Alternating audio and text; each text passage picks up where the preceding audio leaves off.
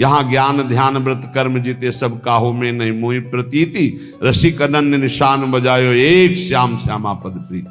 पर जो एकादशी व्रत रहते हैं परम धन्य है, वो हरितोष व्रत है। अब एकादशी व्रत का नियम क्या है और कैसे एकादशी व्रत का फल मिलता है, कई बार चर्चा हुई।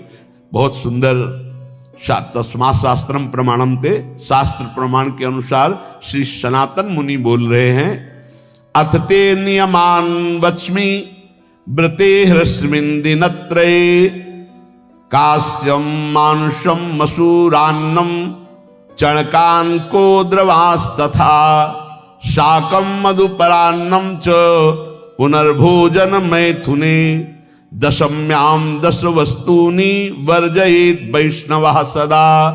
जिसे एकादशी रहनी हो और एकादशी का फल प्राप्त करना हो, उसको ये नियम पालन करना चाहिए। अथ ते नियमान वच्मि व्रते ह्रस्मिन् दिनत्रये, उसको 3 दिन, एक तो दशमी और एक द्वादशी और फिर बीच में एकादशी, उसको 3 दिन संयम में रहना होता है, तब बीच की एकादशी का उसे फल प्राप्त होता है।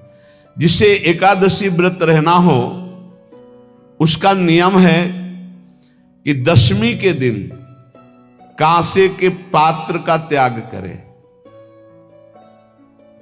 वैष्णव सिद्धांत है कि कभी जिसमें मांस बना उस रसोई का भोजन न ग्रहण करे। मसूर की दाल, चना की दाल, कोदों और कोई भी शाक, शहद, दूसरों का अन्न, दोबारा भोजन और मैथुन, ये दशमी के दिन त्याग दे। एक बार दशमी के दिन भोजन करे 24 घंटे में, क्योंकि एकादशी रहना है। कांसे का पात्र, जिस रसोई में मांस बना उसके भोजन का त्याग, मसूर की दाल, चना, कोदो, शाक, मधु अर्थात शहद और दूसरे के द्वारा दिया हुआ भोजन और दोबारा भोजन और मैथुन क्रिया, इनका दशमी के दिन कभी भी प्रयोग ना करें। इन 10 वस्तुओं से वैष्णव दूर रहे दशमी के दिन। फिर एकादशी के व्रत में,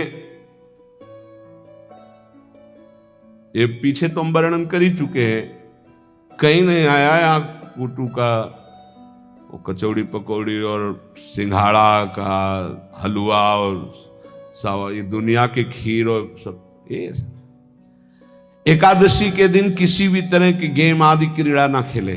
जैसे अब आज व्रत है तो बैठे हैं अपना मोबाइल में गेम खेल रहे हैं, ऐसा कोई भी क्रीड़ा नहीं। द्वैत क्रीड़ा, किसी भी तरह का गेम, ये सब खेल नहीं। द्वित क्रीड़ाम च निद्राम च तांबूलम दंत धावनम, परापवादम पैशून्यम स्तेयम हिंसाम तथा रतिम, कोपम हृत वाक्यम च एकादश्याम विवर्जयेत। एकादशी के दिन उपासक को चाहिए कि वो किसी भी तरह की क्रीड़ा, मनोरंजन बिल्कुल नहीं। चनिद्राम, नींद नहीं लेनी उसको, न दिन में न रात में, एकादशी व्रत। और प्रायः पुराने महापुरुषों ने ऐसा किया है। रामदास जी डाकोर के रात में जाते थे, रणछोड़ भगवान के यहाँ कीर्तन करते थे जाकर, तभी तो भगवान उनके कीर्तन पर, उनकी भक्ति पर रीझ कर गाड़ी में बैठकर उनके साथ आए थे। पूरी रात जगकर कीर्तन करना, और दिन में तो सोना ही निषेध है। द्वित क्रीड़ाम च निद्राम च तांबूलम, पान खाना निषेध है एकादशी को, बिल्कुल नहीं, जो व्रत रह रहे हैं।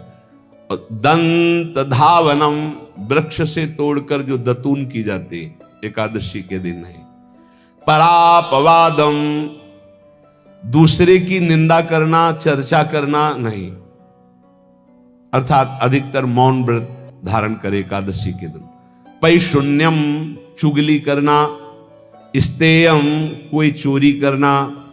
हिंसाम, वाणी से, शरीर से, मन से किसी को दुख पहुंचाना, रतिम अर्थात भोग करना, मैथुन करना,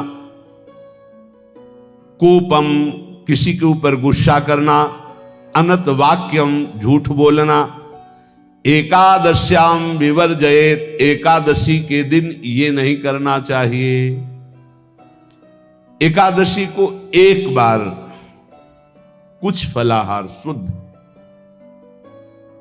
अगर आपके पास कोई व्यवस्था नहीं तो थोड़ा दूध है, जल है, ऐसे आप लेकर, या थोड़ा सा फल ले लिया, थोड़ा सा फल लेकर के प्राण पोषण, एक दिन में मर नहीं जाओगे। कितने तो निर्जला एकादशी रहते हैं, हर एकादशी निर्जला। पूज्य श्री मथुरादास जी निर्जला ही रहते थे हर एकादशी। चलो भैया आपकी सामर्थ्य नहीं तो जल 2-4 बार ले लो, एक बार थोड़ा सा दूध और फल ले लो, चल जाएगा काम, प्राणों का पोषण हो जाएगा। ये आचरण न करे, एक बार कुछ आहार ले ले, वो भी शुद्ध भगवद अर्पित प्रसाद।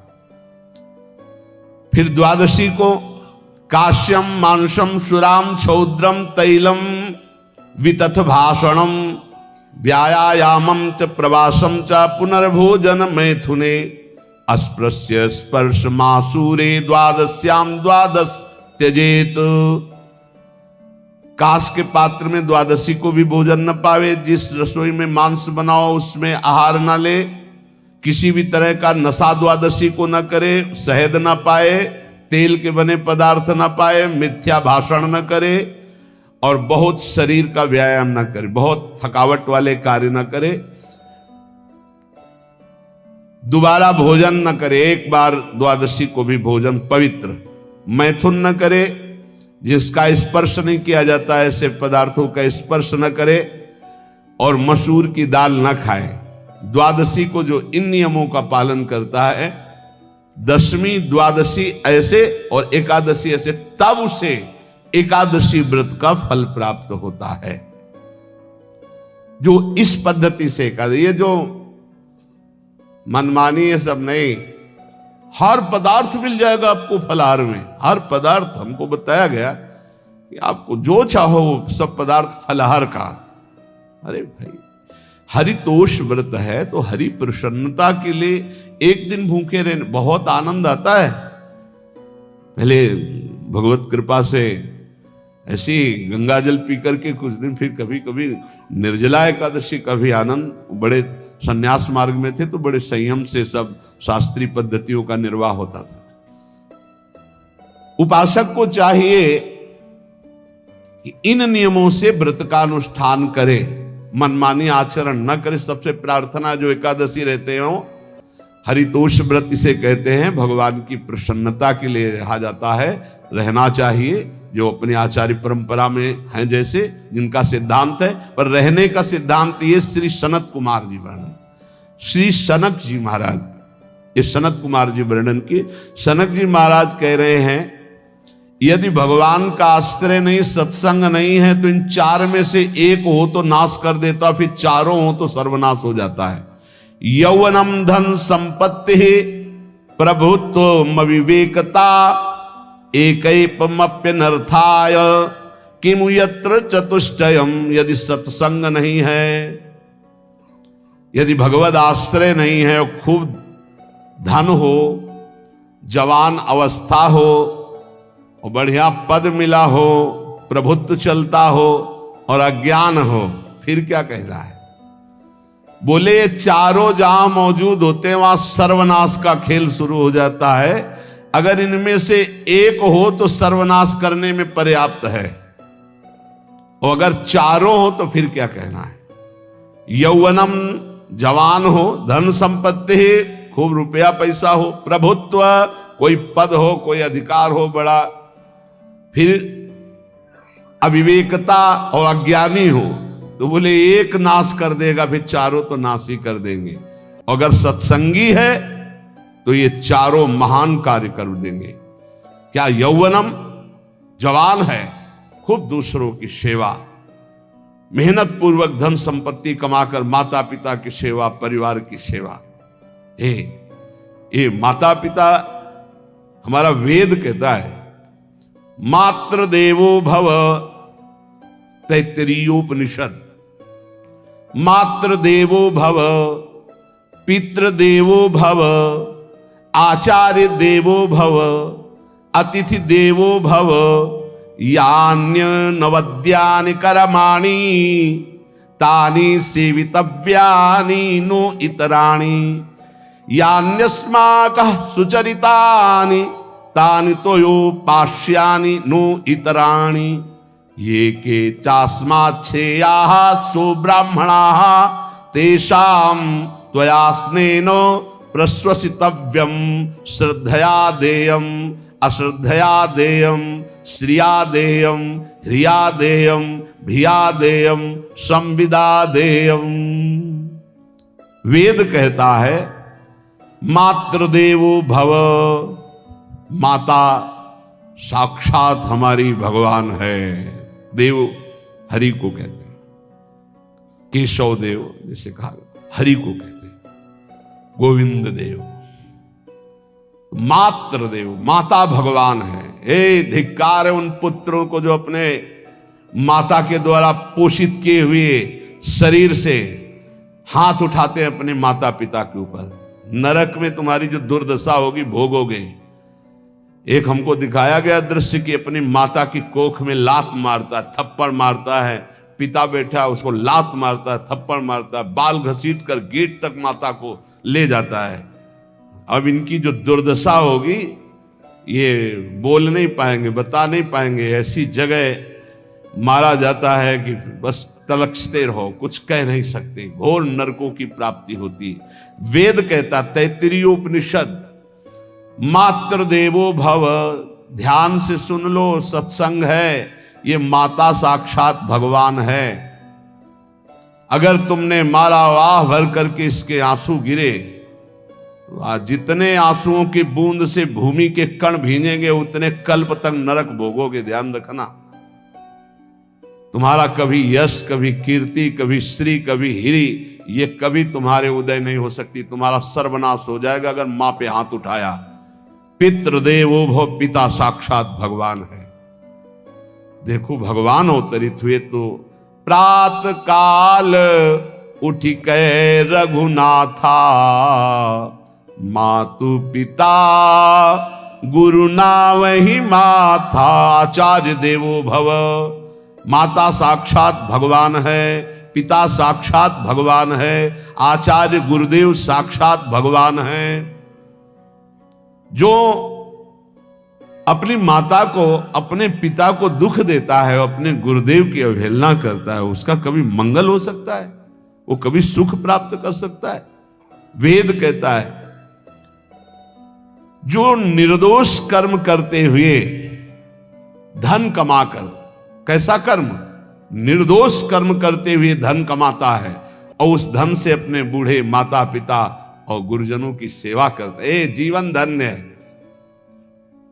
धिक्कार है उस पुत्र को, धिक्कार उस जवानी को, धिक्कार है उस धन को, धिक्कार उस बुद्धि को जिसको ये सब प्राप्त होने पर भी अपने बूढ़े माता पिता को दर दर के भटकने के लिए विवश कर देते हैं, जो अपने बूढ़े माता पिता को कष्ट देते हैं। जहां वेद कह रहा है मात्र देवो भव, पितृ देवो भव, आचार्य देवो भव, अतिथि देवो भव, चारे बातें कही। अतिथि देवो भव, अगर बिना परिचय के कोई आ गया, कह रहा भूखा हूं, भोजन पवा दो, भगवान पधारे हैं, हम कह रहे मत अंदर आने दो, गेट के बाहर पवा दो, तुम्हारा संशय, पर उसे भूखा मत जाने दो। अतिथि देवो भव, जो निर्दोष कर्म करके अर्थ कमाकर अपने माता पिता गुरुजनों की सेवा करता है, उसी का जीवन धन है। पशुवत आचरण, मनुष्य शरीर प्राप्त करके राक्षस आचरण, राक्षसों की यही पहचान होती है। मां नहीं मातु, पिता नहीं देवा, साधुन ते करवा वही सेवा। तुम्हारे जो पुण्य है ना सब भस्म हो जाएंगे। आप खिलवाड़ मत समझो, वो विरक्त है, भले तुम्हें नौजवान दिखाई दे रहा है, वो शरणागत है। जो आचार्य ने मंत्र दिया वही गुरु परंपरा से चला रहा, वही मंत्र उसमें। आप उसको बोल रहे हमारे लिए कुर्सी डालो, पैंट शर्ट पहने हो, कुर्सी डाल, हाँ, आप असमर्थ हो तो हाथ जोड़कर प्रार्थना कीजिए कि बैठने में हमारी टांग टूट गई है, हम बैठ नहीं पा रहे हैं, क्या व्यवस्था हो सकती है क्या? याचना इस कोटि की। आदेश, बाबा जरा कुर्सी लाना, तो बाबा तो कुर्सी रख देंगे, आप उनको तुम भिक्षुक समझते हो, सारे सुकृत तुम्हारे नष्ट हो जाएं। ये जो संतों के द्वारा दिए हुए आसन में ये अयोग्य पुरुष बैठ जाते हैं ना, इनके सारे सुकृत नष्ट हो जाते हैं। ये क्या समझते हैं? तुरंत आसन दिया जाता है किसी भी, आओ आसन को प्रणाम करके समेट कर रख दो, अगर आसन में बैठने की योग्यता रही। आसन में बैठने की योग्यता उसकी मानी जाती है जो सामने बैठा है, उस स्थिति का हो या उससे श्रेष्ठ हो। बहुत होश में ये बातें सत्संग में ही मिलती है और अन्यत्र नहीं मिलती। आसन बिछाने का मतलब तुम कोई महान नहीं हो गए हो, अपने में दैन्यता नहीं तो वैष्णव किस बात के? आसन ग्रहण वैसे ही बिछा हुआ है, उसके ऊपर आसन लगा हुआ है गुरुजनों के लिए, श्रेष्ठ जनों के लिए। आप आसन में बैठने के अधिकारी हैं। सत्कर्म के द्वारा कमाए हुए धन से मात्र देवो भव पितृ, हम बार बार चिल्ला के कह रहे, क्योंकि कलयुगी इन पुत्रों को अब समझ में नहीं आ रहा। जो बोओगे वही काटोगे। अगर आप अपने पुत्रों को सत अध्यात्म की शिक्षा देंगे और स्वयं अध्यात्म से चलेंगे तो तुम्हारा बुढ़ापा ठीक से जाएगा नहीं। बुढ़ापा बहुत मुश्किल से कटता है, बहुत मुश्किल से। हाँ, हमें कई दृश्य देखने को मिलते हैं। बता रहे एक बार बिंदौर इधर है, इच्छावर फतेहपुर, वहां से भ्रमण करते यार, बड़े मकान से वयोवृद्ध भागते हुए आए, स्वामी जी स्वामी जी स्वामी जी, बहुत कष्ट में हो। क्या कष्ट है आपको? आप तो महल से उतर रहे हैं, ये किसका है? बोले मेरा ही है। उनका कष्ट क्या है? बोले 4 लड़का है, 4 बहू है, सब खाते पीते हैं, मैं बहुत कष्ट में हूँ, सब कोई अपमान करता है। निकलो फिर बाहर, बाबा जी बनो, भजन करो, भगवान के मार्ग का अनुसरण करो। चौथी अवस्था है। बोले ये तो नहीं हो सकता, रहूंगा तो यही कुछ ऐसा कर दो कि जिससे हमारे बच्चों की बुद्धि बदल जाए, जो हमको पीटते हैं, गाली देते हैं। हमको वो जादू तो हम जानते नहीं, और चल पड़े। और बड़ा अंदर से चिंतन हुआ कि जीव कितना आसक्त है उन्हीं पुत्र परिवार घर में। अब बुढ़ापे का समय है, चौथी अवस्था में अगर घर ही में रह के भजन करो तो झंझट नहीं होगी। जो मिले जैसे मिले जीवन यापन करो, भजन करो, लेकिन प्रभु से मतलब नहीं। तो जितने भी जवान भाई बहन सुन रहे हैं, आप अपने माता पिता को, यहां हमारा वेद कहता है मातृ देवो हो, माता भगवान है, पितृ देवो हो, पिता हमारा भगवान है। धर्म के द्वारा कमाए हुए धन से माता पिता की सेवा करो। दूसरे दोष युक्त कर्मों का कभी आचरण मत करो।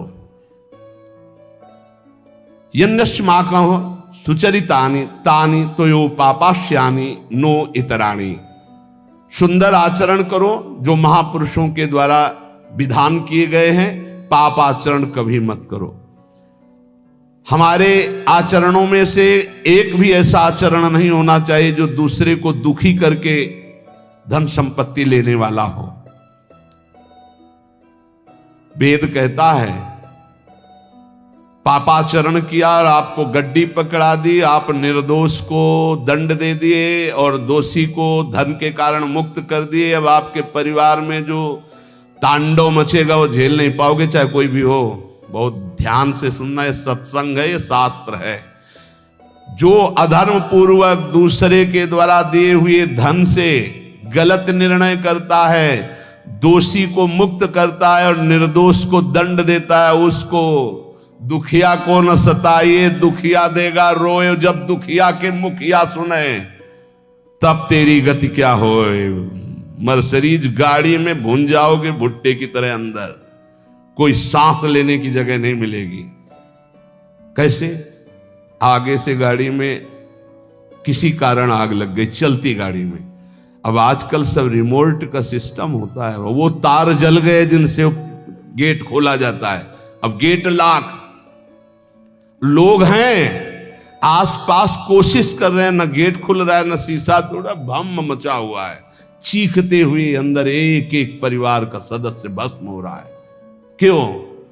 किसी के परिवार को उजाड़ा तुमने, किसी के निर्दोष की तुमने दंड विधान किए हैं, पापाचरण किए, वो भोगना पड़ेगा। इसीलिए बार बार तुम्हें भयावह शब्दों से कहते हैं, कोई तुम्हें दंड नहीं देगा, तुम्हारे कर्म हर समय तुम्हारी खोपड़ी में सवार हो, वही तुम्हें दंड देंगे।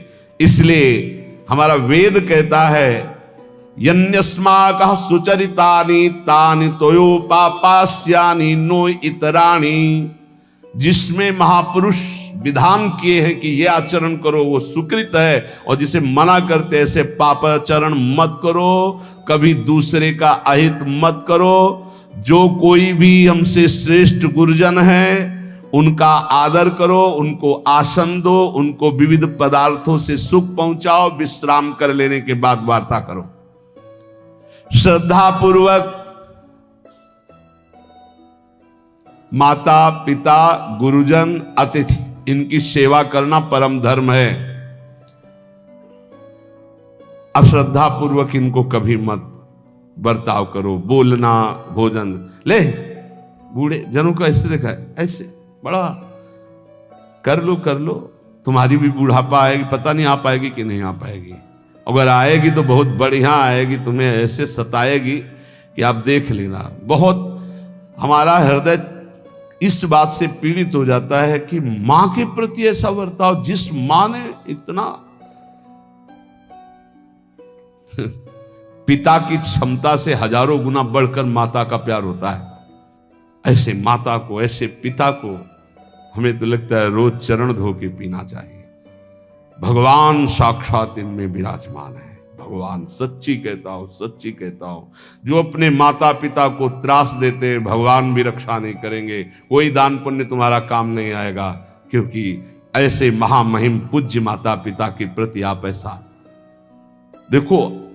प्रार्थना करते चाहे गाली बकने वाले, गुस्सा करने वाले माता पिता हों, यदि वो चल नहीं पाते, वयोवृद्ध है, तो भगवान की तरह पूजा करो, उनके व्यवहार को मत देखो, तुम्हारा काम बन जाएगा, उनका आशीर्वाद आपको मिल जाएगा।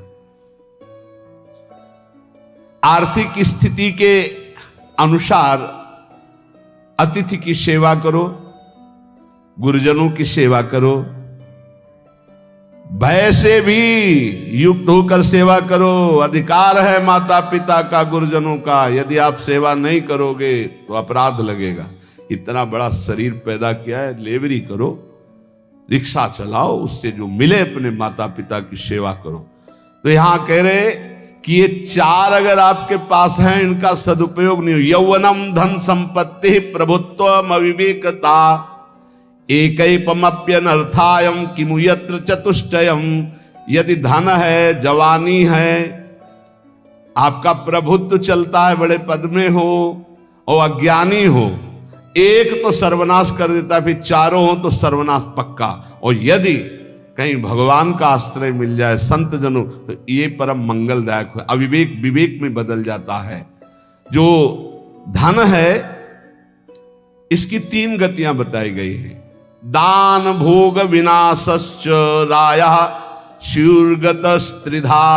तीन गति होती है, एक दान और एक स्वयं भोग करना, और अगर नहीं किया तो सर्वनाश, वो नाश को ही प्राप्त हो जाएगा।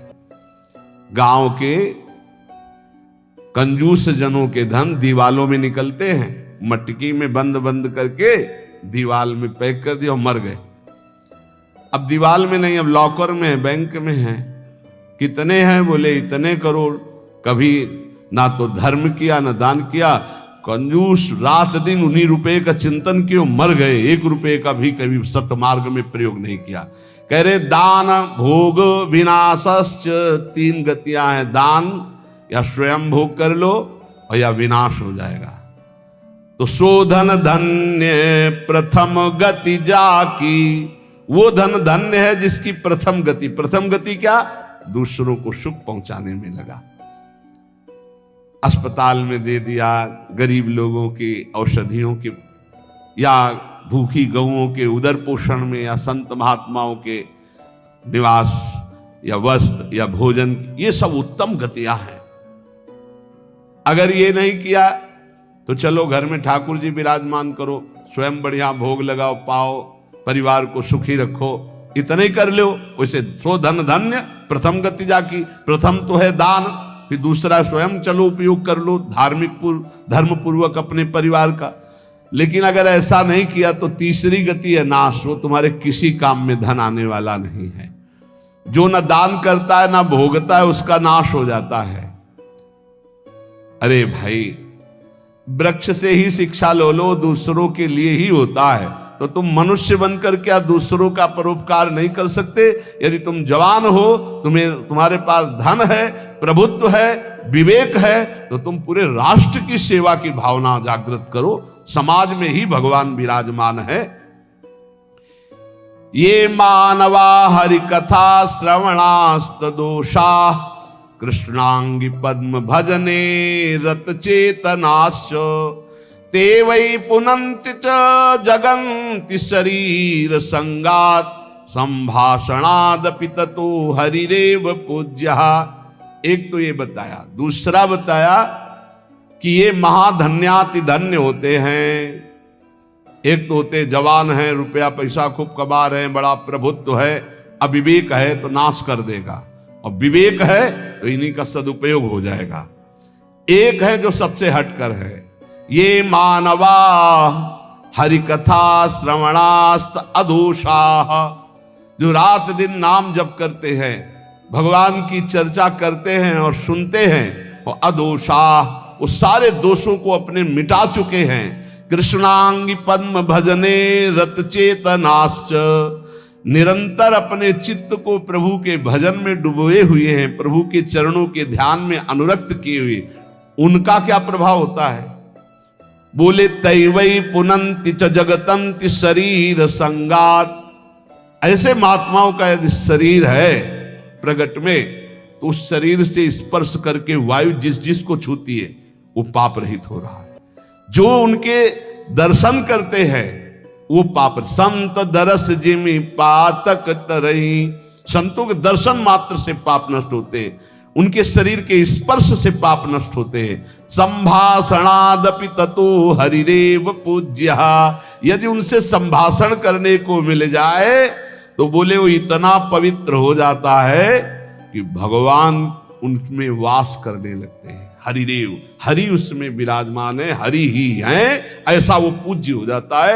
यदि जो नाम जप कर रहे हैं, जिनका चित्त भगवान के चिंतन में है, जो कथा भगवान की चर्चा कर रहे हैं, जो भगवान की चर्चा सुन रहे हैं, अदोषाः, जो समस्त दोषों पर विजय प्राप्त कर चुके हैं, ऐसे मानवाः पुनन्ति च जगतन्ति, वो पूरे जगत को पावन करने की सामर्थ्य रखते। सातरते सातरते सा लोकान तारयति मम भक्ति युक्तो भोनम पुनातु, वो लोक के लोक पावन कर देते। कैसे? उनके शरीर से स्पर्श की हुई वायु दूसरों के पापों का नष्ट, उनका दर्शन दूसरों के पापों का नाश, उनका संभाषण दूसरों के पापों का नाश।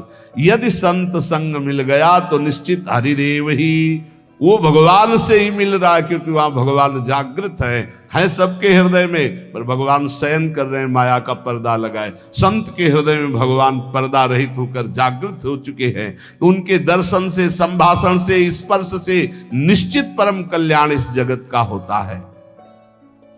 कौन भगवान? भगवान किसे कहते हैं? तो बोले सनंदन मुनि बोल रहे हैं। सनातन जी की सुना एकादशी व्रत पर बोले, और अभी तक सनक जी बोल रहे।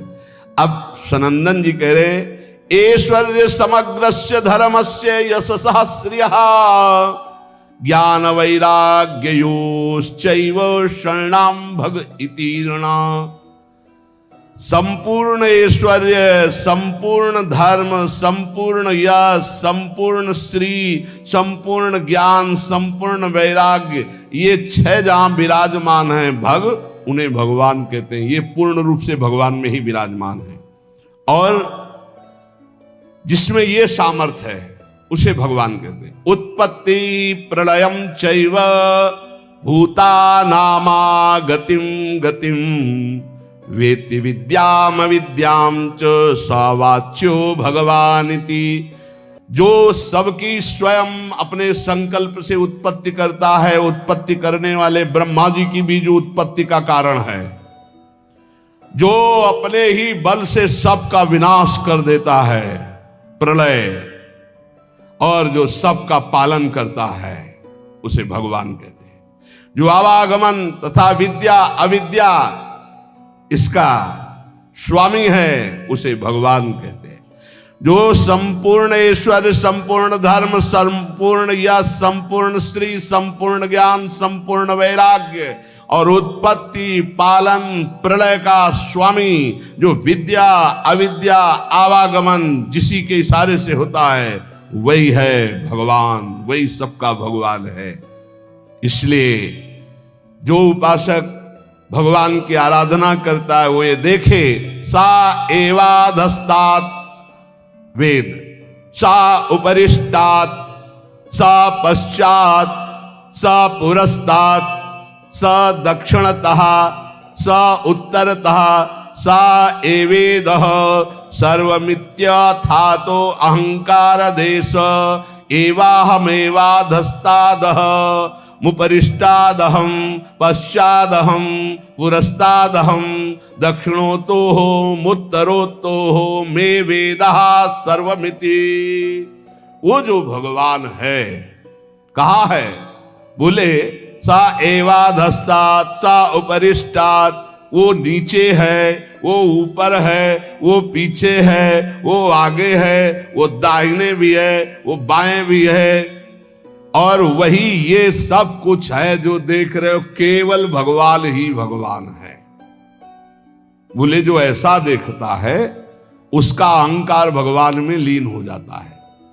अब वो देखता है मैं ही नीचे हूं, मैं ही ऊपर हूं, मैं ही पीछे हूं, मैं ही आगे हूं, मैं ही दाहिने हूं, मैं ही बाएं हूं, मैं ही ये सब कुछ हूं, मैं अहम ब्रह्मास्मि। दो भाव बताए, एक भक्त जो भगवान को सर्वत्र देखता है और एक जो अपने अहम को भगवान में स्थापित कर देता है भेदभाव से, वो अपने आत्मस्वरूप को देखता है। जिसने ऐसा भगवान का अनुभव कर लिया कि आगे पीछे दाहिने बाएं ऊपर नीचे हर समय मेरे श्री भगवान हैं, तो न पश्यो मृत्युम, इसका फल है पश्यति न रोगम नोत दुखाताः सर्वाः पश्यः पश्यति सर्वमाप्नोति सर्वस इति। बोले उसको किसी भी प्रकार का रोग दुख नहीं दे सकता।